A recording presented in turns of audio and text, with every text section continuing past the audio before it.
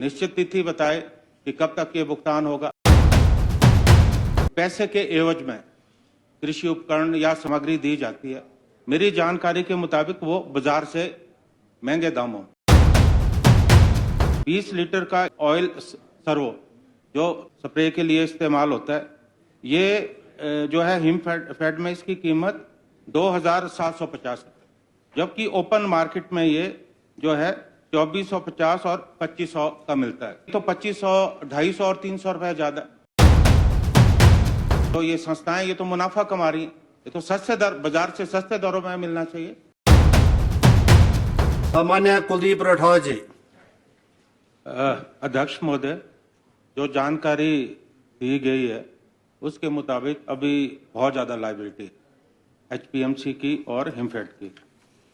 It is about 39 crore HPMC की और लगभग 22 करोड़ हिमफेड।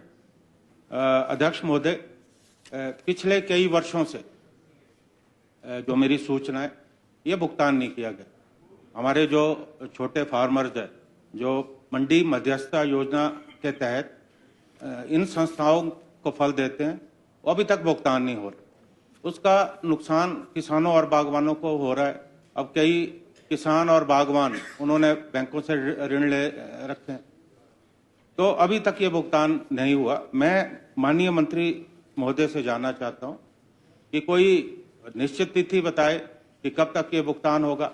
और माननीय अध्यक्ष महोदय, मैं आपकी मार्फत से ये भी जानना चाहता हूं कि जो पैसे के एवज में कृषि उपकरण या सामग्री दी जाती है, मेरी जानकारी के मुताबिक वो बाजार से महंगे दामों। अब जैसे मैं उदाहरण देना चाहता हूं कि जो 20 लीटर का इंडियन ऑयल सर्वो जो स्प्रे के लिए इस्तेमाल होता है, ये जो है हिमफेड में इसकी कीमत 2,750 जबकि ओपन मार्केट में ये जो है 2,450 और 2,500 का मिलता है। तो ये तो 2,500, 250 और 300 रुपए ज्यादा। तो क्या सरकार कदम उठा रही है कि इस पे अंकुश लगे और जो ये संस्थाएं ये तो मुनाफा कमा रही हैं, ये तो सस्ते दर बाजार से सस्ते दरों में मिलना चाहिए। तो मैं मंत्री महोदय जी से जानना चाहता हूं पहला कि कब तक भुगतान होगा, और इतने वर्षों में, एक वर्ष की बात नहीं है, हमारी सरकार को आए 1 वर्ष हुआ, ये तो 5-5, 6-6 सालों से भुगतान नहीं हुआ है। और दूसरा जो है ब्रेकअप मांग लो ना। हाँ, जो इस पे अंकुश लगना चाहिए, इसके लिए जो है सरकार क्या करे। माननीय राजस्व मंत्री महोदय। माननीय अध्यक्ष महोदय, जो माननीय सदस्य ने जानना चाहा है कि कुल कितनी जो है धनराशि किसानों और बागवानों को दिया है, ये जो मंडी मध्यस्थता के तहत सेब और अन्य फलों के लिए जो स्कीम लंबे समय से है हिमाचल प्रदेश में, और इसमें अभी जो टोटल पेंडेंसी है कोई 78 करोड़ के करीब अभी जो है बकाया देना रहता है। जो इस वर्ष का है वो है 62 करोड़ के करीब, और जो पिछले वर्ष का जो चला हुआ है वो 15 करोड़ कुछ रुपए।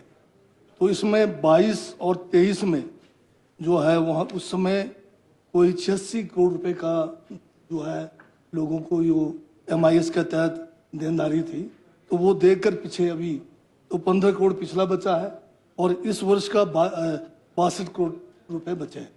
तो ये जो पैसा जब हमें आता है एचपीएमसी हम जो है और हिमफेड जो है किसानों को देते हैं, पर ज़्यादातर इसमें ये प्रैक्टिस लंबे समय से रहा है कि कैश के बजाय हम इनको इनपुट्स देते हैं, और ये इनपुट्स जो है अभी भी हम दे रहे हैं।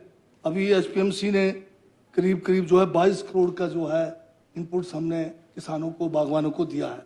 और इसमें जो केंद्र सरकार इसमें पहले जो है मदद करती रही है, परंतु जब से हमारी सरकार बनी है इस बार MIS में 1 लाख रुपए सेंट्रल बजट में रखा, उस कारण भी जो है हमें जो है इसको शीघ्र देने में जो है कुछ इसमें कठिनाई जरूर हुई है। और साथ में जो ये बताया जा रहा है यहाँ पर कि माननीय सदस्य जानना चाहते हैं कि जो इनपुट्स हम दे रहे हैं वो जो है बाजार से महंगा है, पर ये बात बिल्कुल ठीक नहीं है, क्योंकि अभी जब से हमारी कांग्रेस की सरकार बनी है एचपीएमसी का जो अपना मार्जिन था 15% का, हमने उसको घटा के 9% पे लाया है।